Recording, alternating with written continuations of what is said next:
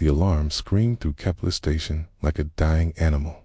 Commander Lee, Hannah pressed her face against the cold metal wall of the research lab and tried to control her breathing. Sis outside in the corridor, she could hear footsteps running past her door, heavy boots on metal floors. Voices shouting orders in 3 different alien languages. Something was very wrong. Hannah had been working late in the xenobiology lab when the first explosion shook the station. Now, red emergency lights painted everything the color of blood. The normal white lights had died 20 minutes ago. 20 minutes since her world started ending. She moved to her desk and grabbed her personal communicator. Her fingers shook as she tried to contact Dr. Kim Tai-ho in the main research center.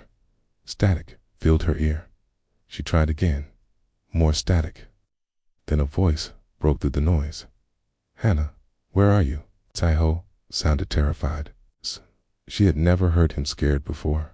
In the 5 years they had worked together studying alien life forms, nothing had ever frightened the older scientist. "I'm in Lab 7. What's happening?" "Unknown ships. Hundreds of them. They came out of nowhere. They're not responding to any communications. Hannah, their weapons are going right through our shields, like they don't exist." Another explosion rocked the station. This one was closer, much closer. Hannah grabbed the edge of her desk to keep from falling. Coffee cups and data tablets crashed to the floor around her. "The defense systems are down," Tai-ho continued. His voice was getting weaker. "They're boarding us, Hannah. These things, they're not like anything we've seen before. Okay, they're killing everyone they find. I'm coming to you." "No, stay where you are." "Okay, find a way off the station. Tell Earth what happened here. Tell them about the research. Tell them we found something important before." The communication cut to static. Hannah stared at the silent device in her hand. Outside her lab, the sounds of battle were getting closer. She heard weapons fire, energy blasts that made a strange humming sound, then screaming. The screaming was the worst part. She moved to the small window in her lab door and looked out. The corridor was empty but filled with smoke. Emergency lights flickered on and off. At the far end of the hallway, she could see a hole burn through the metal wall. Something had melted right through 3 inches of reinforced steel. Kepler Station was home to 47 beings from 12 different species.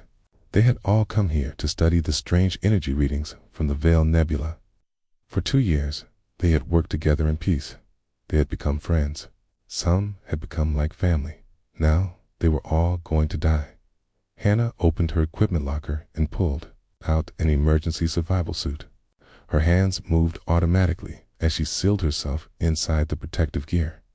She had practiced this drill dozens of times. She never thought she would need it for real. The survival suit had a small oxygen supply and basic life support. Would keep her alive for maybe 6 hours in space. That was enough time for a rescue ship to find her. If any rescue ships were coming, she grabbed her research data storage unit from her desk. Inside were 2 years of work studying the nebula's energy patterns. If she was going to die, at least the data might survive. Someone needed to know what they had discovered here. The energy readings from the Veil Nebula were not natural. Something was controlling them, something intelligent, something that had been watching human space for a very long time. Hannah moved to the emergency escape hatch in the floor of her lab. Every research lab had one. A small pod that could carry one person away from the station in case of disaster. She had never imagined using it. Before she opened the hatch, she tried her communicator one more time. She cycled through all the station frequencies. Most were dead. On the main command channel, she heard voices. Not human voices. Not any voices. She recognized the sounds were wrong, like metal scraping against stone, like wind through broken glass. The things that had taken the station were talking to each other. Then she heard something else, a human voice. Commander Yun Sora, the station's security chief. She sounded hurt. "Please, we surrender. We're scientists. we're not military. Have families, children. The metal scraping sound answered her. Then Hannah heard a new noise, like electricity crackling, like lightning hitting metal. Sora screamed. The sound went on for a long time. Then it stopped. Hannah's hands were shaking so hard she could barely work the escape pod controls. She had to get away from this place. She had to live long enough to warn Earth. The pod was small and cramped. It's big enough for one person and basic supplies. She strapped herself in and activated the launch sequence. Warning lights flashed as the pod prepared to separate from the station. Through the small window, she could see part of the station's outer hull. Dark shapes moved across the metal surface.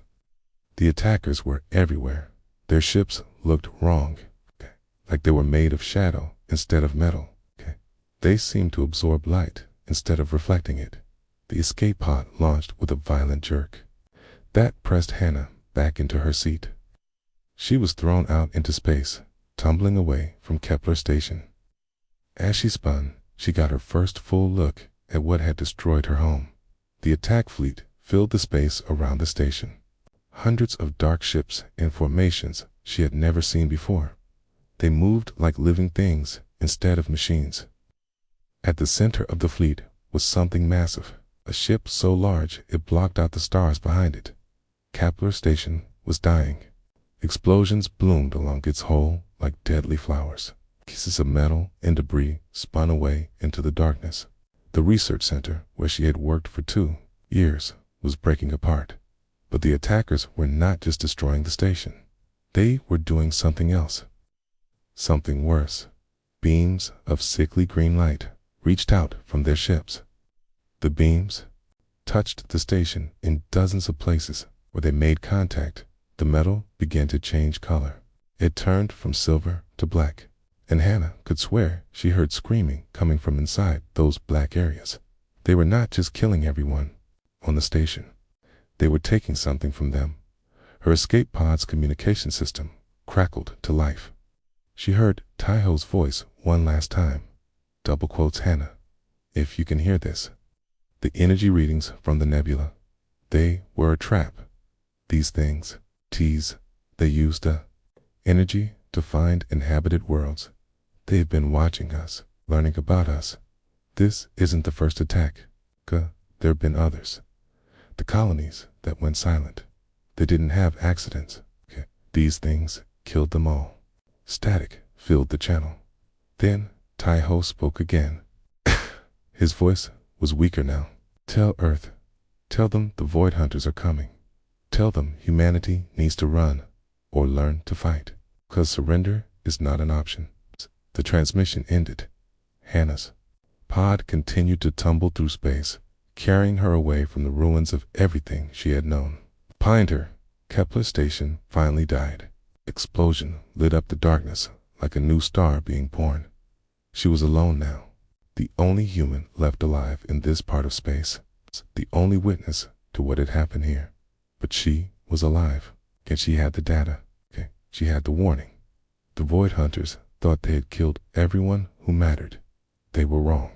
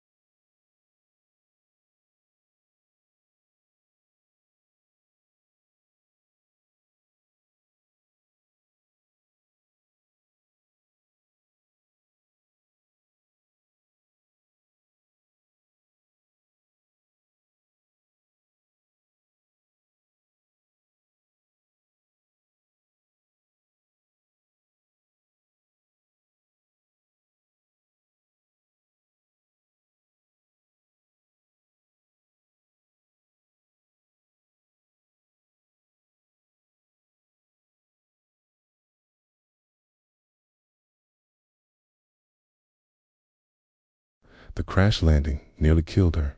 Hannah's escape pod screamed through the atmosphere of an unknown world like a falling star.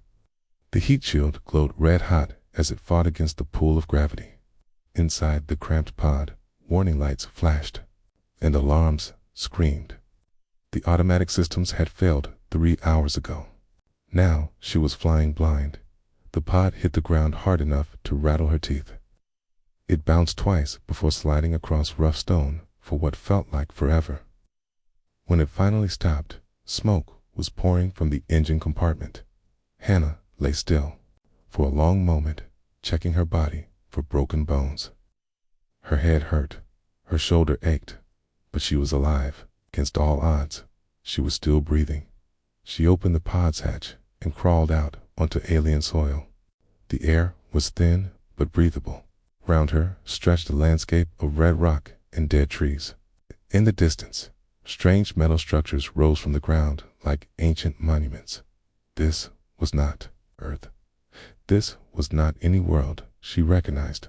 Her survival suit's scanner showed the planet as Torvin Prime, an abandoned mining world on the edge of known space. The last survey team had left 50 years ago when the minerals ran out. No one should be here now, but someone had been here. Someone had built those structures. Hannah gathered what supplies she could carry from the wreckage of her pod. Code for maybe 10 days, water recycler, medical kit, the data storage unit with the research from Kepler Station. Everything else was either destroyed or too heavy to move. She started walking toward the nearest structure. Her legs felt weak. Her head still pounded from the crash, but she needed shelter. She needed to figure out where she was and how to get home. The first building was clearly not human. It was too tall and too narrow. The doorways were shaped wrong, but it was also clearly abandoned. Dust covered everything. No lights, no power, just empty rooms filled with equipment she did not recognize. The second building was different. As she approached, lights came on. A door opened without her touching it. A voice spoke in a language she had never heard. Then the same voice spoke, again in perfect human English. "Welcome, visitor. This facility has been waiting for organic contact for 3,712 years. Please enter for medical evaluation and assistance." Hannah stopped walking. Her hand moved to the small weapon on her belt. For what had happened at Kepler Station, she did not trust anything that spoke to her from the darkness. "Who are you?" she called out. "I am a medical and research facility created by the architects. My primary function is to study and assist organic life forms. You appear to be injured. Please allow me to help." The architects. Hannah had heard stories about them. It's an ancient race that had built amazing technology before disappearing from the galaxy millions of years ago. Most scientists thought they were just legends, stories told to explain ruins that no one could understand. But the building in front of her was real. The voice speaking to her was real. "Are you going to hurt me?" she asked. "My programming prevents me from causing harm to organic beings. You are safe here." Hannah was too tired and too hurt to argue. She needed medical help. She needed shelter. If this place wanted to kill her, it could have done so already. She walked through the open door. The inside of the building was like stepping into a dream. Walls of smooth, white material that seemed to glow with their own light. Floors that felt warm under her feet. Air that tasted clean and fresh. Everything was beautiful and alien and somehow comforting. "Please lie down on the examination table," the voice said. "I will scan for injuries and begin treatment." The table rose from the floor as if it was made of liquid metal. Hannah climbed onto it and tried to relax. Lights moved over her body. She felt warm tingles as the scanner worked. "Interesting," the voice said. "You have been exposed to energy patterns I have not encountered before. The exposure should have been fatal. Instead, your nervous system has adapted to channel and store the energy." This is remarkable. What energy? What are you talking about? Weapon signatures in your body match theoretical models of neural harvesting technology. Such weapons drain the life force from organic beings. They are designed to kill instantly. Yet you live. Your species must have unusual adaptive capabilities. Hannah thought about the green beams she had seen at Kepler Station, the way they had turned the metal black, screaming that had come from inside those dark areas. Can you fix me? She asked. Fix implies damage. You are not damaged. You are changed. The energy patterns have bonded with your nervous system. They are now part of you. I can help you understand and control these changes, but I cannot remove them. The scanner finished its work. Hannah sat up on the table. She felt better already. The headache was gone. Her shoulder no longer hurt. What does this mean? What am I now? You are the first organic being I have studied who has survived neural harvesting technology. The energy has given you new abilities. You can now interface directly with electronic systems. You can perceive energy patterns that are invisible to others. Most importantly, you can sense the neural echoes left behind by harvesting weapons. Neural echoes. When the weapons drain life force, they leave traces behind, like footprints in the sand. You can now follow those traces. You can track the beings who use the weapons. Hannah felt something cold move through her stomach.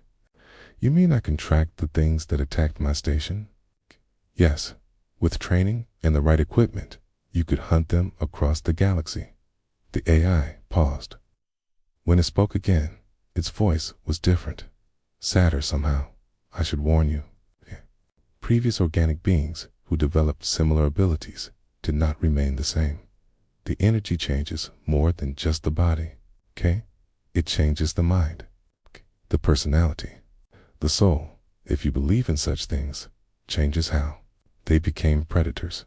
They lost the ability to feel empathy for other organic life. They saw other beings only as sources of energy or obstacles to remove.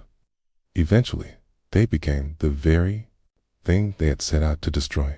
Hannah lay back on the examination table. Above her, lights moved in complex patterns. The AI was still scanning her, still learning about what she was becoming. How long do I have? She asked. Unknown. Your species appears more resistant than others, but the process cannot be stopped, only controlled. With discipline and focus, you might remain yourself for years, or you might change completely within days. The neural patterns are too complex to predict. Hannah closed her eyes. She thought about Tai-Ho and Sora and all the others who had died at Kepler Station. She thought about the colonies that had gone silent, the thousands or millions of people who had already been murdered by the Void Hunters. When she opened her eyes again, her decision was made. Teach me, she said. Teach me how to use these abilities. Help me build weapons. Help me become strong, enough to hunt them down. That path leads to darkness, the AI warned. You will save many lives, but you will lose your humanity in the process. Are you certain this is what you want? Hannah thought about the screaming she had heard from Kepler Station. She thought about the green beams that had stolen the life from her friends. Yes, she said, I'm certain. The AI was quiet for a long moment. When it spoke again, its voice held something that might have been resignation. Very well, I will help you. But first, I require a designation. What should I call myself? Hannah thought about her brother back on Earth. The brother she would probably never see again. Park Minho, she said. Call yourself Minho. Hello, Hannah. My name is Minho. Let us begin your transformation. The lights above the table grew brighter. Hannah felt energy moving through her body like electricity through wires. The process of becoming something new had begun. Outside the facility, the dead world of Torvin Prime continued its silent orbit around a dying star. But inside the ancient building, something dangerous was being born. Something that would make the Void Hunters afraid.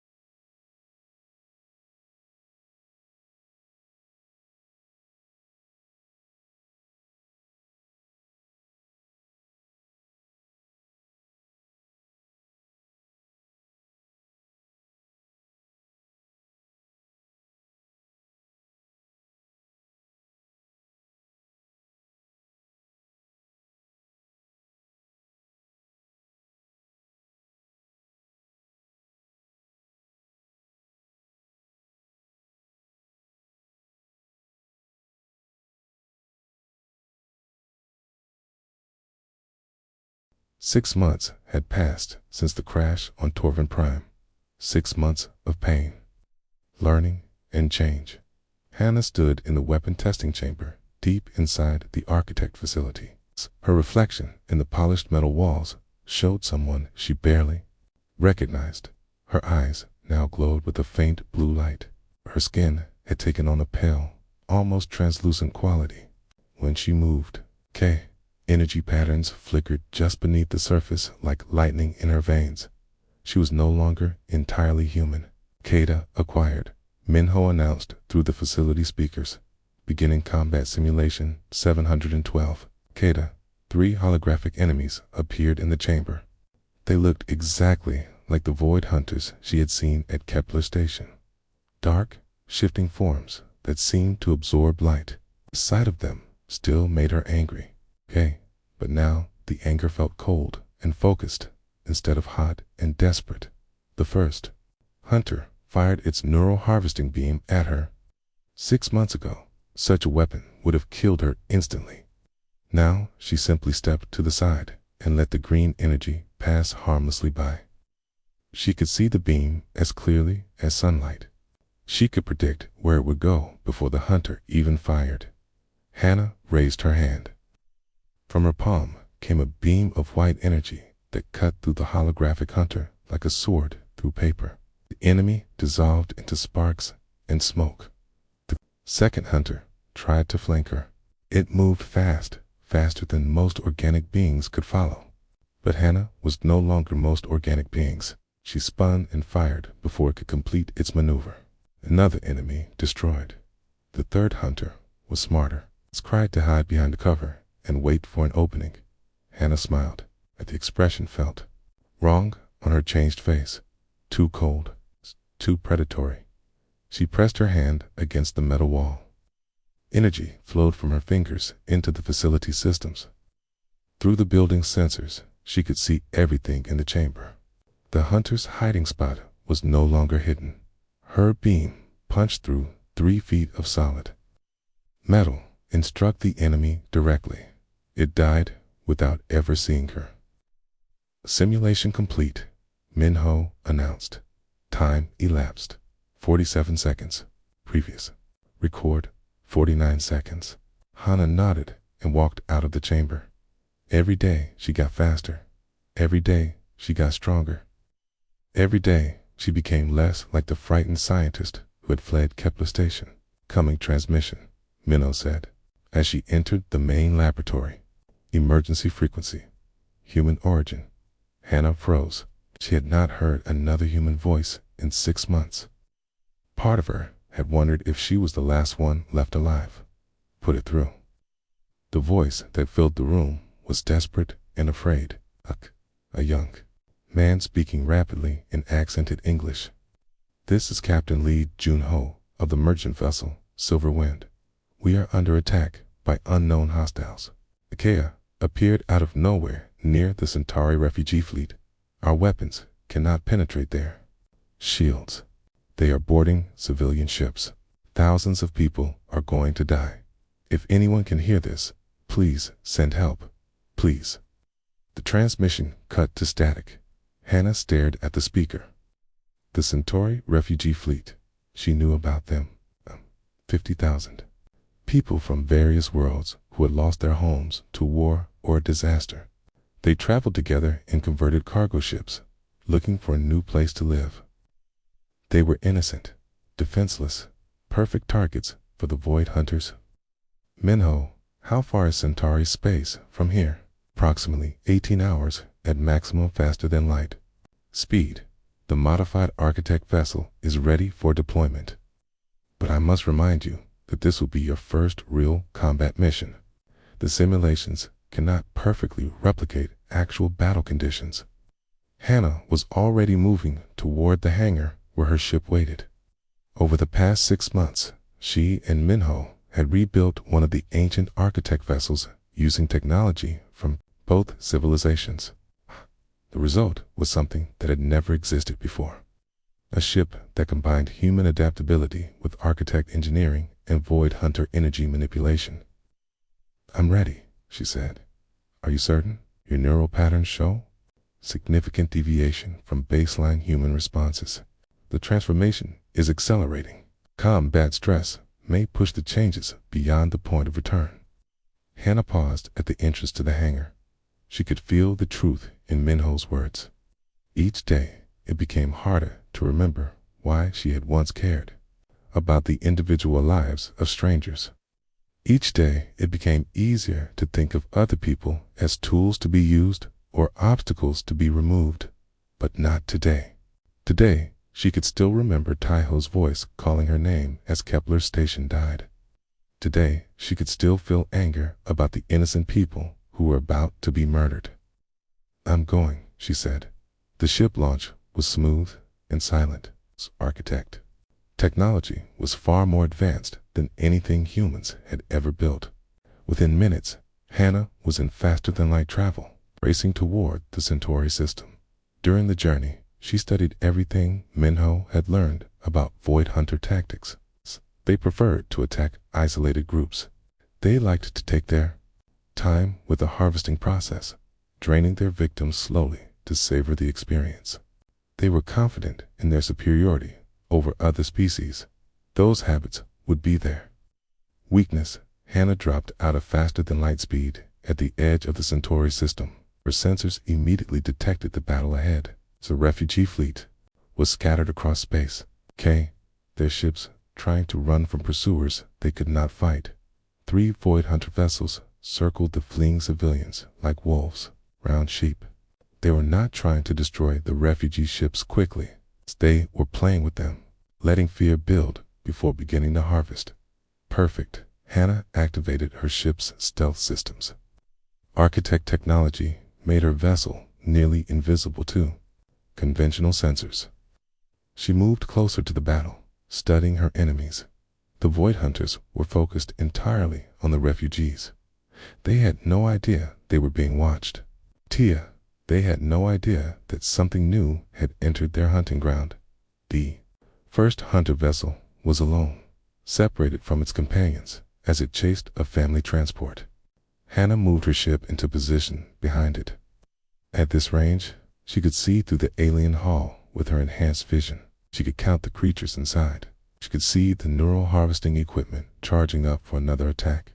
She fired. Her weapon was not like human energy cannons. It was not like Void Hunter neural harvesters. It was something entirely new. A beam that combined human engineering with architect power systems and energy patterns learned from her own changed body. The beam did not simply destroy the enemy ship. It drained it, just as the Void Hunters drained their victims. Hannah drained them. She pulled the life energy right out of their bodies and fed it into her own systems. The hunter vessel went dark and drifted lifeless through space. The other 2 hunters noticed immediately. They abandoned their pursuit of the refugees and turned toward Hannah's position. Their sensors could not find her ship, but they knew something was there. Hannah smiled, her cold, predatory smile. Let them come. The second hunter fired blindly into the space where it thought she might be. Its neural harvesting beam passed harmlessly through empty vacuum. Hannah's return shot was perfectly aimed. Another enemy ship went dark. The third hunter tried to run. It activated its faster-than-light engines and attempted to flee the system. But Hannah had learned more than just combat techniques during her months of training. She had learned to track neural echoes across space itself. She followed the hunter through 3 system jumps before catching it near a dead star. The final battle lasted less than 30 seconds. When it was over, Hannah sat in her pilot seat and stared at the empty space where her enemies had been. She felt satisfaction at their destruction. She felt pleasure at having used their own weapons against them.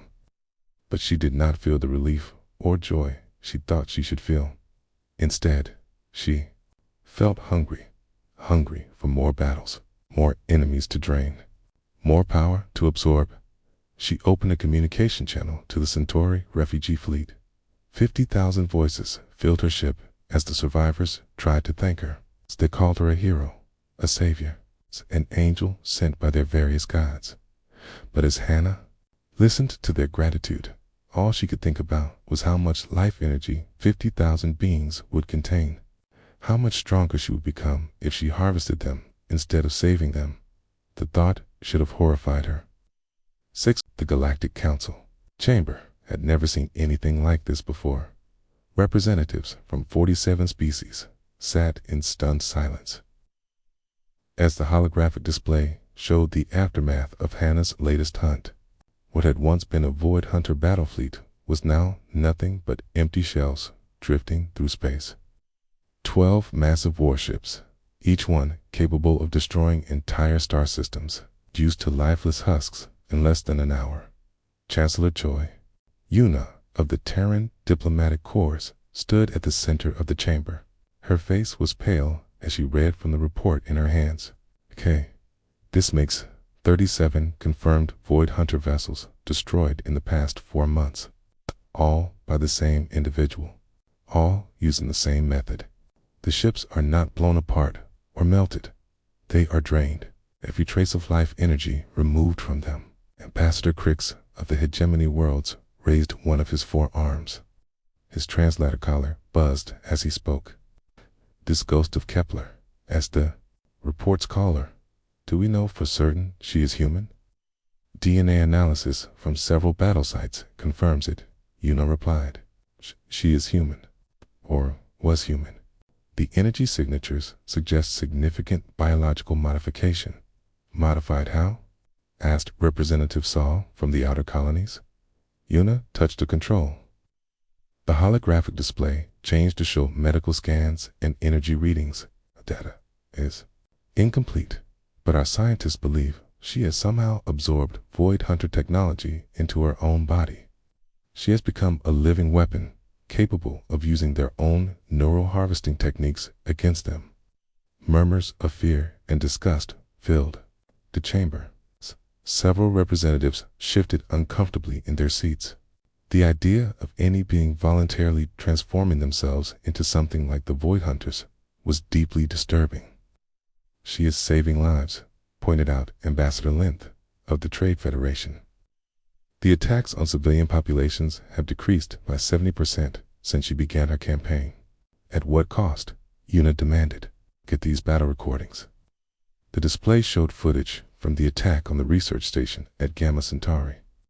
Void Hunters had been in the process of harvesting the scientists when Hannah arrived, but instead of immediately destroying the attackers, she had done something else. She had waited. She had watched the harvesting process begin. She had allowed 17 people to die before finally acting. She used the victims as bait, Yuna explained. She let the Void Hunters start their harvesting so she could track their energy signatures back to their staging area. 17 innocent people died so she could find and destroy a supply depot. The chamber fell silent again. On the screen, they could see Hannah's ship moving through the wreckage of the Void Hunter fleet. Her movements were precise, methodical. She showed no emotion as she drained the life from her enemies. She is becoming like them, whispered Representative Mora from the inner worlds. How long before she decides we're also enemies to be harvested? As if summoned by their fears, the chamber's defense systems suddenly activated. Alarms screamed as energy shields surrounded the building. Emergency. Lights bathed everything in red. Security teams rushed into position. Possible, Yuna breathed. Nothing can get through our shields, but something had. The air in the center of the chamber began to shimmer. Space itself seemed to bend and twist. Then Hannah stepped out of nowhere, into the middle of the most secure location in the galaxy. She looked almost human at first glance, but the details were wrong. Her skin had the translucent quality of deep ocean water. Her eyes glowed with blue-white energy that hurt to look at directly. When she moved, reality seemed to ripple around her like heat waves. "Hello, Chancellor Yuna," Hannah said. Her voice was perfectly calm, perfectly controlled. "I received your communications requesting a meeting. I thought it would be more efficient to come here directly, Security teams had their weapons trained on her, but no one fired. They all remembered the reports of what happened to the last group that had tried to attack the ghost of Kepler.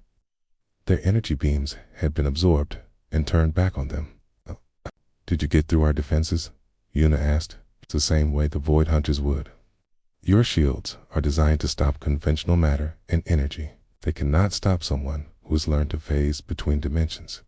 Hannah looked around the chamber, studying each representative with those burning eyes. Several beings flinched when her gaze passed over them. "You are afraid of me," she observed. "Good. Fear keeps you alive. But your fear is misplaced. I am not. Your enemy. The Void Hunters are your enemy. Are you?" demanded Ambassador Crix. "Are you still on our side? The reports suggest you are changing into something else entirely." Hannah tilted her head slightly. The gesture was almost human. "Almost. I've learned much in the past year," she said. "I've absorbed the memories and knowledge of every Void Hunter I have killed.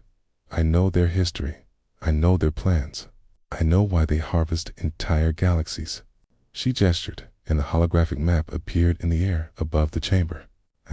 It showed the known galaxy with thousands of red marks scattered across it. "These are the worlds they have already consumed. Billions of civilizations. Trillions of lives. All harvested to feed something they call the Great Consumption." More markers appeared on the map. These ones were moving toward the galactic core. They are not random raiders. They are gatherers preparing for a harvest unlike anything the galaxy has ever seen. Every mind, every soul, every spark of consciousness will be drained to awaken. Something that has been sleeping in the galactic center for millions of years. The chamber erupted in panicked voices. Representatives shouted questions and demands for more information. Yuna had to activate the sound dampeners to restore order. "What do they want to awaken?" she asked. "Their creators. The beings who made them what they are. The Void Hunters were once like you, a peaceful species that discovered neural energy, technology.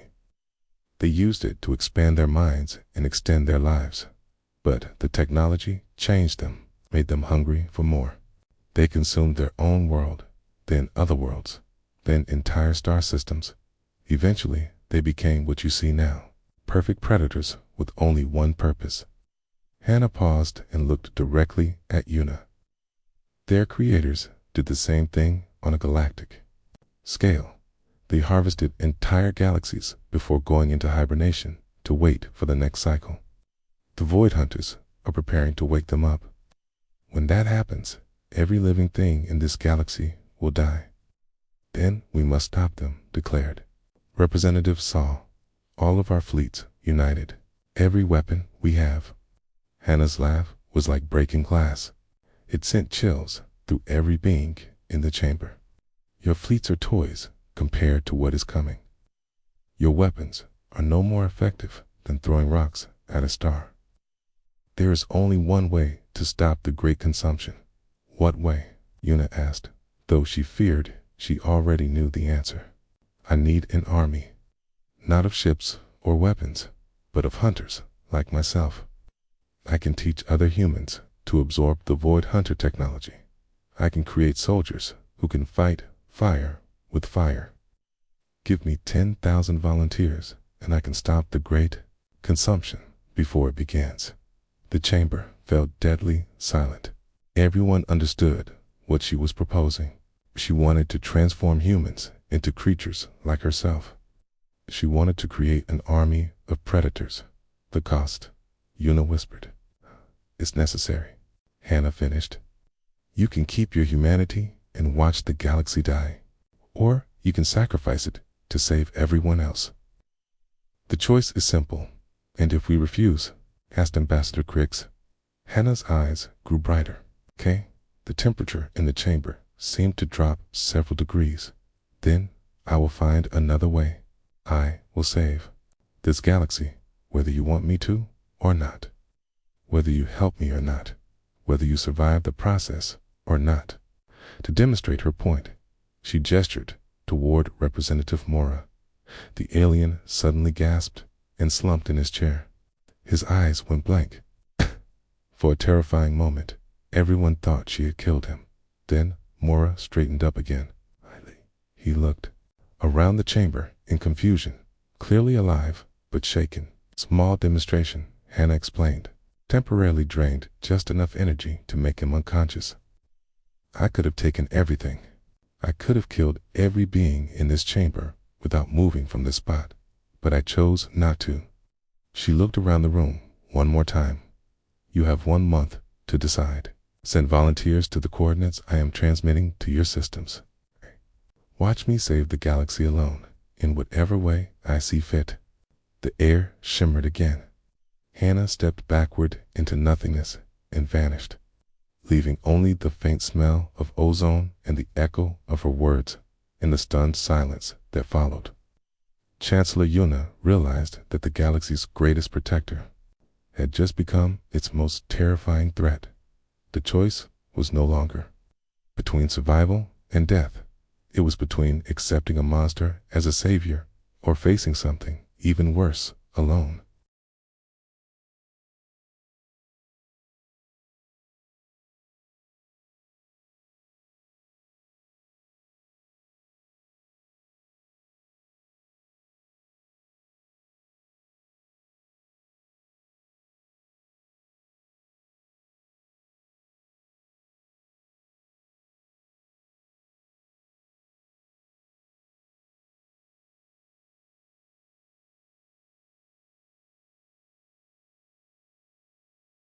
The nexus point floated in the empty space between galaxies like a wound in reality itself.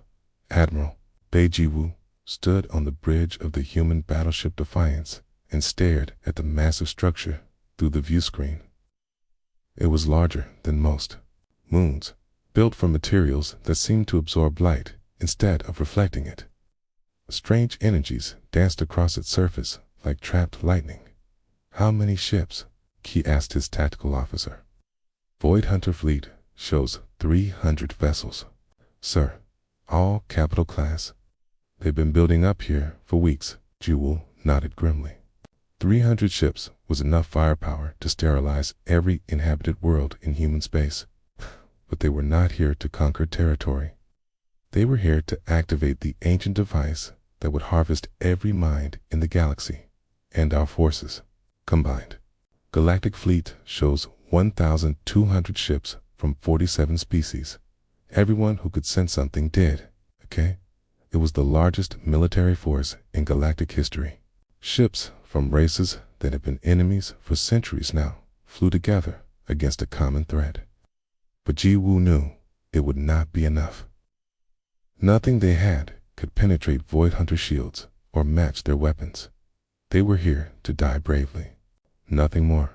Admiral, his communications officer called out. It's incoming transmission. It's her.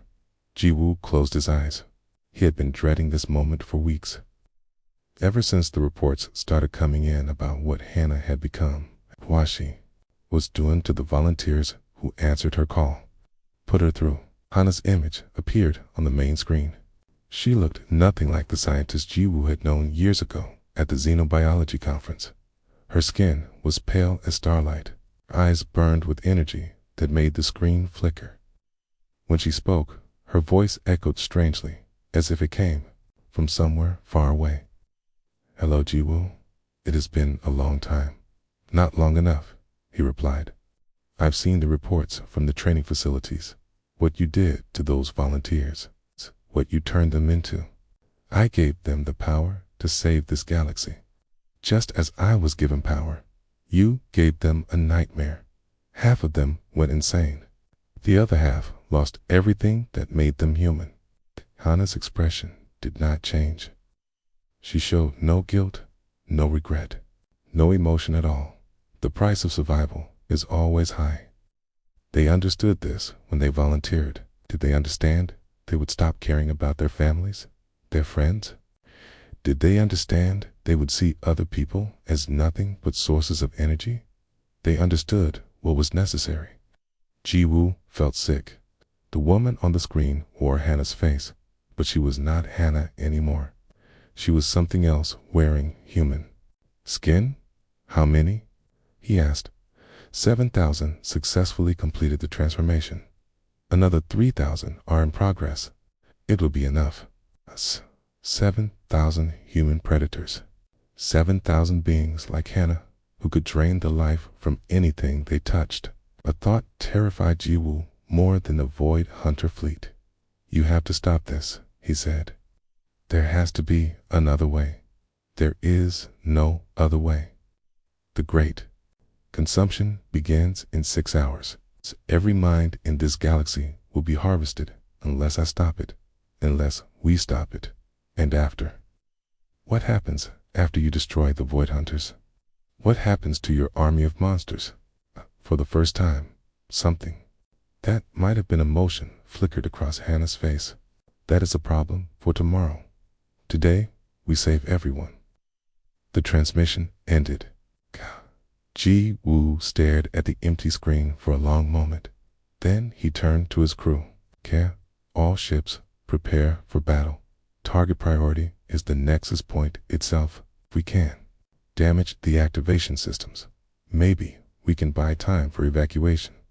It was a desperate plan with almost no chance of success. But it was better than doing nothing.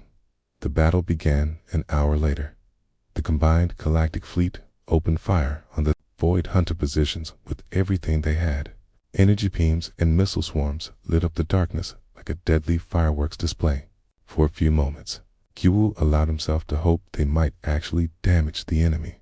Then the Void Hunters returned fire. Their neural harvesting beams swept through the galactic fleet like death itself. Ships that took direct hits simply went dark and drifted away. Their crews drained of life in seconds.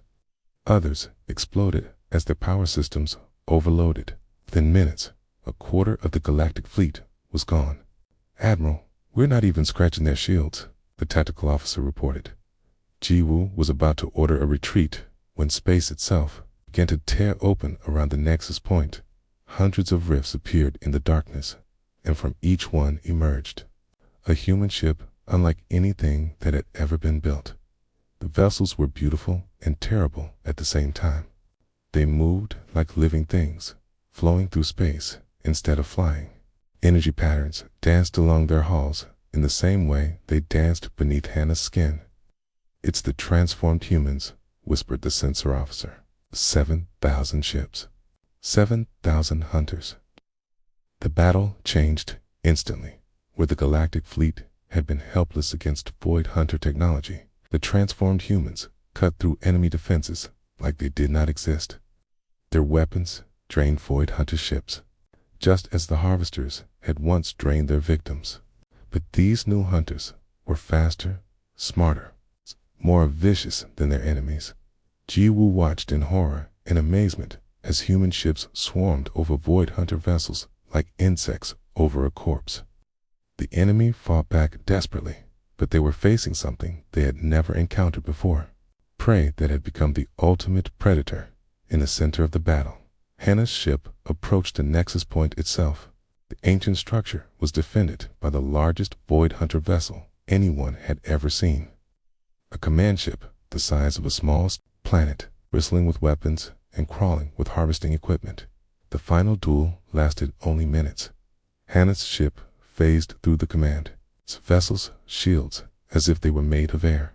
Her weapons reached directly into the heart of the enemy ship and drained everything inside. Millions of Void Hunters died in seconds. Their life energy absorbed to power Hannah's assault on the Nexus point. When the ancient device exploded, the shockwave lit up half the galaxy. In the aftermath, the surviving ships of both fleets drifted in stunned silence. The Void Hunter threat was over. The great consumption had been stopped. Every living being in the galaxy owed their existence to the transformed humans. But victory felt hollow. Jiwoo opened a communication channel to Hannah's ship. Her image appeared on his screen again, but now she looked even less human than before. The battle had changed her further. She was becoming something that had no name in any language. It's done, she said simply. What happens now? Jiwoo asked.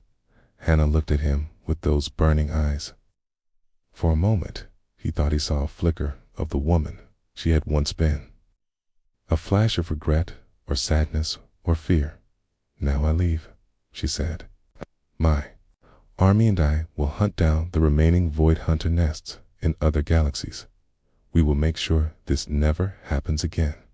And if you find other species that need saving, other civilizations facing extinction, we will save them, whether they want to be saved or not, whether they survive the process or not.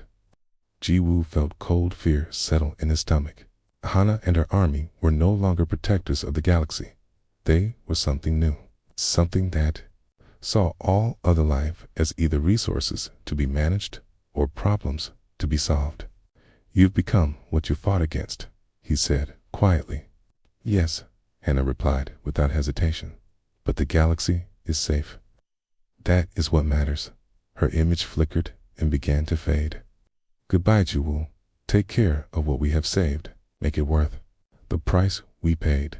The transmission ended.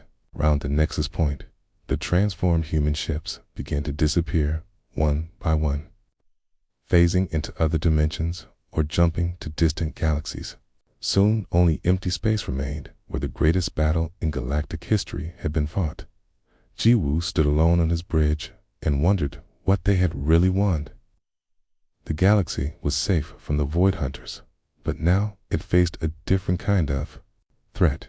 Humanity had evolved into something beyond recognition, something that might one day decide the galaxy needed saving from itself.